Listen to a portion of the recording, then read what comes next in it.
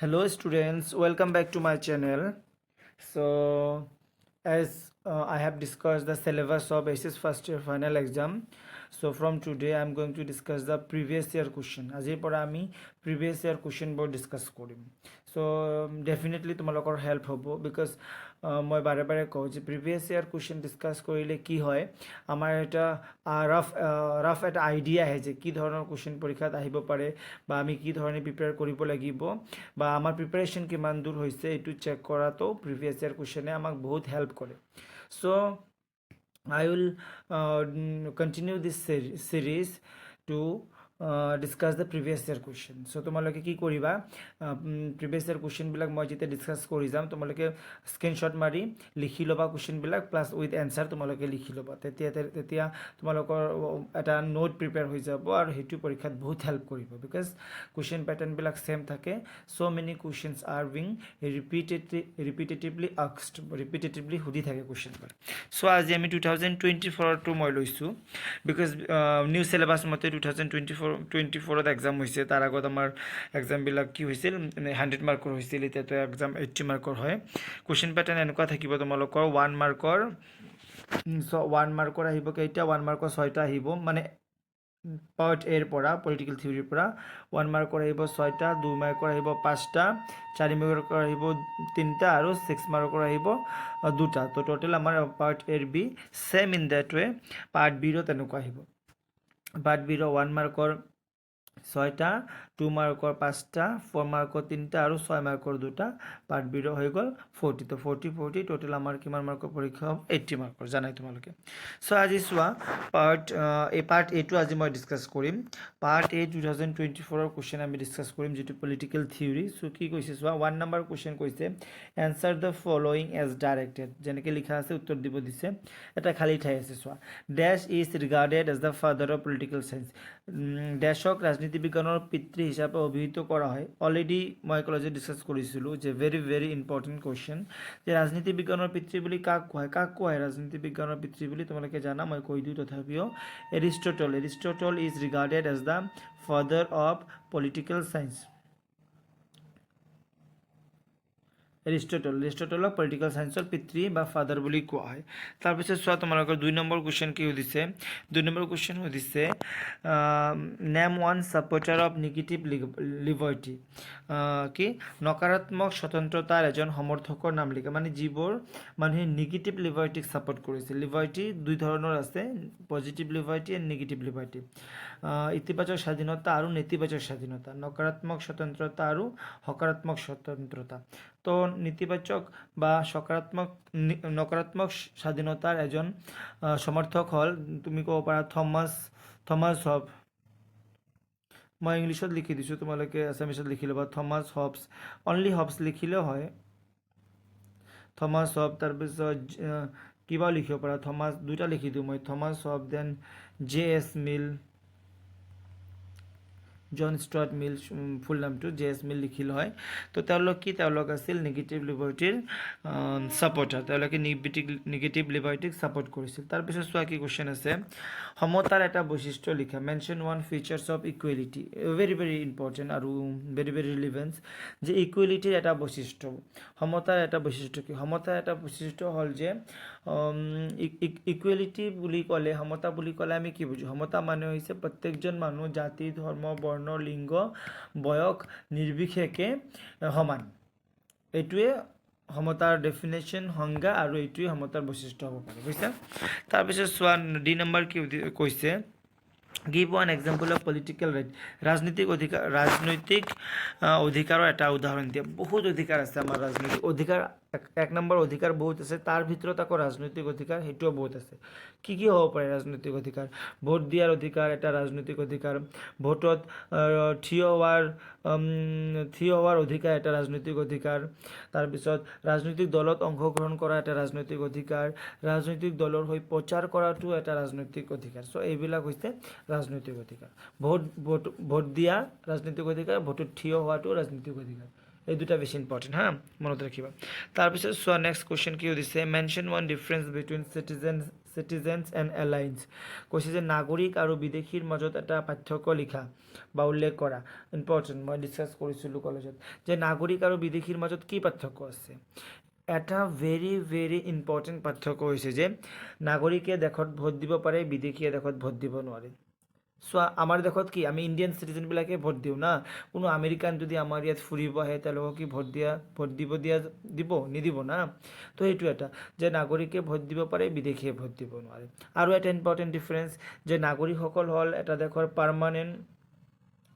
Permanent resident নাগৰিকসকল এটা দেশত স্থায়ীভাৱে বসবাস কৰে কিন্তু বিদেশীসকল এটা দেশত অস্থায়ীভাৱে বসবাস কৰে এইটো এটা তোমালোকে লিখি দিবা তাৰপিছত চোৱা নেক্সট আমি কি চাম জাতিৰ আত্মনিয়ন্ত্ৰণৰ সপক্ষে এটা যুক্তি দিয়া এইটো এটা শৰ্ট কুৱেশ্যন না give one argument in favour of national self determination যে জাতিৰ আত্মনিয়ন্ত্ৰণ মানে কি জাতিৰ আত্মনিয়ন্ত্ৰণ মানে হৈছে প্ৰত্যেকটো জাতিৰ নিজৰ অধিকাৰ আছে কি অধিকাৰ আছে নিজৰ জাতিৰ ধৰ্ম ভাষা এইবিলাকক জীয়াই ৰাখি নিজৰ জাতিৰ যিটো এটা ইণ্ডিভিজুৱেল ডিফাৰেঞ্চ বা নিজৰ জাতিৰ এটা স্বকীয় স্বতন্ত্ৰতা আছে যে নিজৰ জাতিৰ এটা যে ইউনিকনেছ আছে সেইটোক বজাই ৰাখি জীয়াই থকাৰ প্ৰত্যেক জাতিৰে অধিকাৰ আছে ইয়াকেই জাতীয় আত্মনিয়ন্ত্ৰণৰ সপক্ষে এটা যুক্তি তুমি দিব পাৰা তাৰপিছত চোৱা এইবিলাক 2 মাৰ্কৰ কুৱেশ্যন আহিল আমাৰ যে মেনশ্যন 2 এছপেক্টছ অফ লিবাৰ্টি স্বতন্ত্ৰতাৰ দুটা দিশ লিখা কি নেগেটিভ লিবাৰ্টি পজিটিভ লিবাৰ্টি মই কৈছোঁ লিবাৰ্টিৰ দুটা দিশ আছে বা স্বতন্ত্ৰতাৰ দুটা দিশ আছে এটা হৈছে নকাৰাত্মক স্বতন্ত্ৰতা এটা হৈছে কি সকাৰাত্মক স্বতন্ত্ৰতা ইয়াত ইমান লিখিব নোৱাৰোঁ তো তোমালোকে শুনি কিনে ভিডিঅ'টো প'ষ্ট কৰি কিনে বা শ্ল' স্পীডটো দি কিনে তোমালোকে ধুনীয়াকৈ লিখি কিনে নোট বনাই ল'বা মই কৈছোঁ বহুত হেল্প হ'ব তোমালোকৰ মই ক্লাছ 12ৰ এনেকৈ পঢ়াইছোঁ ইহঁতেও পঢ়িছে ইহঁতৰ পৰীক্ষা আহিছে ইহঁতৰো ডেফিনেটলি বহুত হেল্প হ'ব তোমালোকৰো হেল্প হ'ব তাৰপিছত চোৱা তোমালোকে যে কি what do you mean by the economic সেইটো দুটা সুধিছিল না মই এটাই ক'লোঁ যে স্বতন্ত্ৰতাৰ দুটা দিশ এটা হৈছে ইতিবাচক স্বতন্ত্ৰতা ইতিবাচক আৰু এটা কি দিবা তোমালোকে নেতিবাচক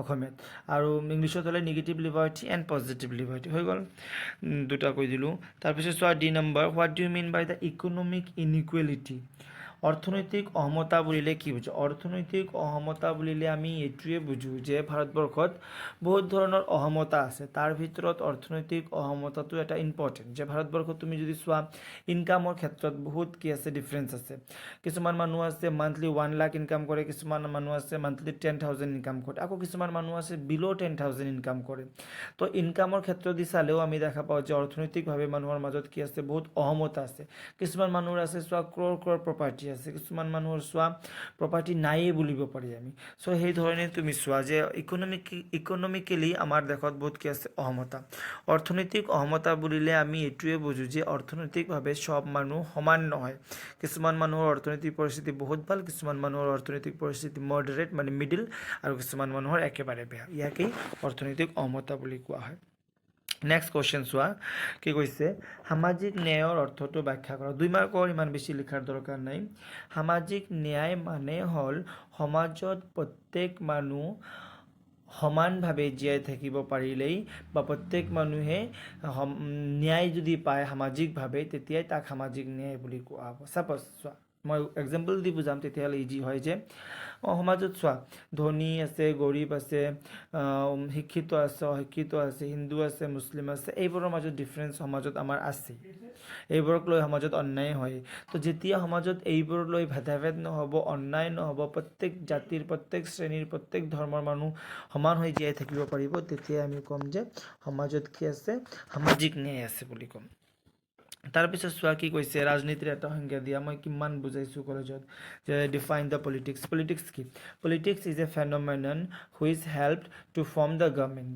ৰাজনীতি হৈছে এটা ৰাজনীতি হৈছে চৰকাৰ আৰু কি ৰাষ্ট্ৰৰ পৰিচালনা কৰা এটা ব্যৱস্থা ৰাজনীতিৰ সহায়ত কি কৰা হয় চৰকাৰ গঠন কৰা হয় ৰাজনীতিৰ সহায়ত কি কৰা হয় চৰকাৰ পৰিচালনা কৰা হয় তাৰপিছত চোৱা নেক্সট কি কৈছে জন ৰলছৰ ন্যায়ৰ তত্ত্বটো কি কৰা ন্যায়েৰ তত্ত্বটিৰ ওপৰত আলোচনা কৰা। Write a note on the John Rawls theory of justice. John Rawls জানা তোমালোকে, জন ৰলছে জাষ্টিছৰ এটা থিওৰি দিছিল। জন ৰলছে ন্যায়ৰ ওপৰত বহুত এটা বিষয়ত আলোচনা আগবঢ়াইছিল। জন ৰলছে জাষ্টিছৰ দুটা দিশ দিছিল, যে কি principal of equality and principal of inequality, যে সমতাৰ নীতি আৰু অসমতাৰ নীতি। জন ৰলছে কি কৈছিল, এইবোৰ বহুত ব্ৰড ধাৰণা, এইবোৰ ক্লাছত বুজালে বুজিছোঁ ভাল হয়, তথাপিও মই অলপ আইডিয়া দিয়াৰ কাৰণে কৈ আছোঁ। জন ৰলছে কৈছিল যে আমি সমাজত কি কৰিব লাগিব, চব বস্তু ইকুৱেলি ভাগ কৰিব লাগিব চব মানুহৰ মাজত। এইটো এটা ধাৰণা হ'ল জন ৰলছৰ ন্যায়ৰ। আৰু এটা ন্যায়ৰ ধাৰণা হ'ল জন ৰলছৰ, যে প্ৰত্যেক বস্তু ইকুৱেলি ভাগ কৰিলে নহ'ব। একফালে তেখেতে কৈছে চব বস্তু ইকুৱেলি ভাগ কৰিব লাগে, তেতিয়া আমি ন্যায় দিব পাৰিম।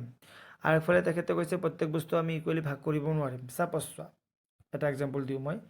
ছাপ'জ আমাৰ প্ৰত্যেকৰে কি আছে, প্ৰত্যেকৰ হাতত 10 টকাকৈ আছে, প্ৰত্যেকৰ হাতত আমাৰ 10 টকাকৈ আছে।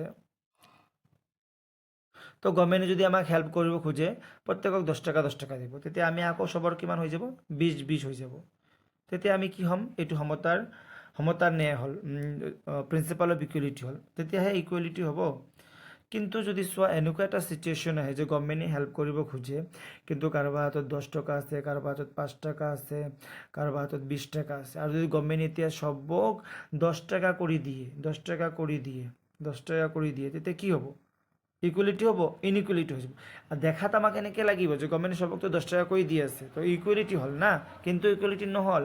যাৰ লগত 10 আছে তাক আৰু 10 দিলে 20 হৈ যাব, যাৰ লগত 5 আছে তাক 10 দিলে 15 হৈ যাব, যাৰ লগত 20 আছে তাক 10 দিলে 30 হৈ যাব। তো আকৌতো ইয়াৰ ডিফাৰেঞ্চটো আহি গ'ল না। তো এইকাৰণে কৈছে জন ৰলছে, সদায় আমি ইকুৱেলি দিলে নহ'ব, কেতিয়া আমি ইনইকুৱেলিও দিব লাগিব।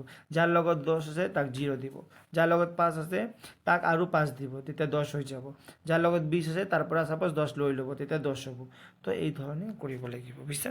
তো জন ৰলছে ন্যায়ৰ ওপৰত বহুত বিশদভাৱে আলোচনা কৰিছিল। জন ৰলছে ন্যায়ৰ দুটা দিশ কৈছে, যে সমতাৰ নীতি আৰু অসমতাৰ নীতি। এইখিনি লিখিলেও পাবা তোমালোকে মাৰ্ক, হা।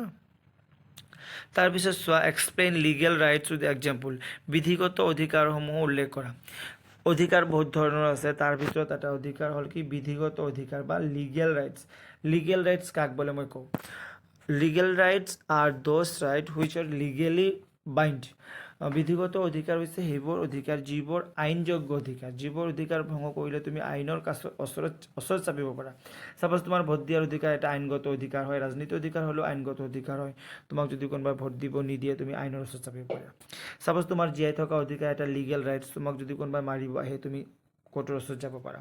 ছাপ'জ তোমাৰ ঘূৰি ফুৰা অধিকাৰটো এটা লিগেল ৰাইটছ, তুমি যদি ঘূৰি ফুৰিব বিচাৰা, কোনো যদি তোমাক বাধা দিয়ে, তুমি আইনৰ ওচৰত চাপিব পাৰা। চ' এইবোৰ হৈছে লিগেল ৰাইটছ। তাৰপিছত চোৱা, নেক্সটটো write and note on global citizen. এইটোও মই তোমালোকক পঢ়াইছিলোঁ চাগে, পঢ়াইছোঁ যে গ্ল'বেল চিটিজেন কি। ছাপ'জ আমি জানো Indian citizen, Nepali citizen, USA citizen, এইবোৰতো আছে এটা এটা দেশৰ চিটিজেন। কিন্তু গ্ল'বেল চিটিজেন বুলিও এটা নতুন আইডিয়া ডেভেলপ হৈছে। গ্ল'বেল চিটিজেন কি, গ্ল'বেল চিটিজেন হ'ল এনেকুৱা কিছুমান মানুহ আছে যিবোৰ মানুহে অকল ইণ্ডিয়াৰ চিটিজেন বুলি কৈ থাকিব নোখোজে, তেওঁলোক এজ এ হ'ল ৱৰ্ল্ডৰ চিটিজেন বুলি পৰিচয় দিব খোজে। ছাপ'জ চেলিব্ৰিটিবিলাক চোৱা, আজি ইণ্ডিয়াত থাকে, কালি ভূটানত থাকে, পৰহি USA থাকে, তাৰপাছত ইংলেণ্ডত থাকে, ফ্ৰান্সত থাকে।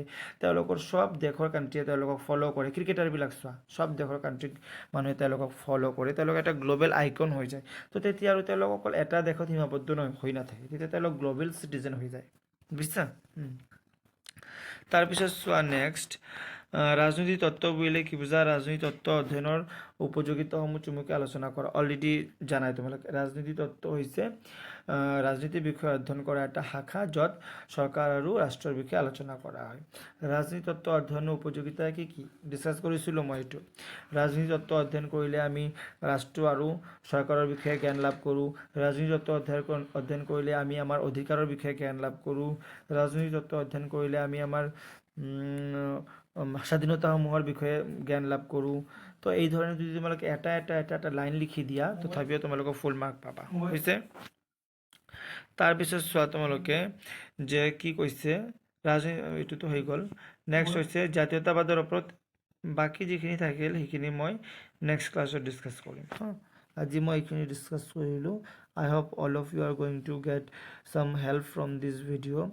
So I request you all, please like, comment and share আৰু subscribe কৰিবা, তোমালোকৰ ফ্ৰেণ্ডৰ লগত শ্বেয়াৰ কৰিবা, তেতিয়াহ'লে মই আৰু বেছি বেছি ভিডিঅ' বনাবলৈ উৎসাহ হ'ম।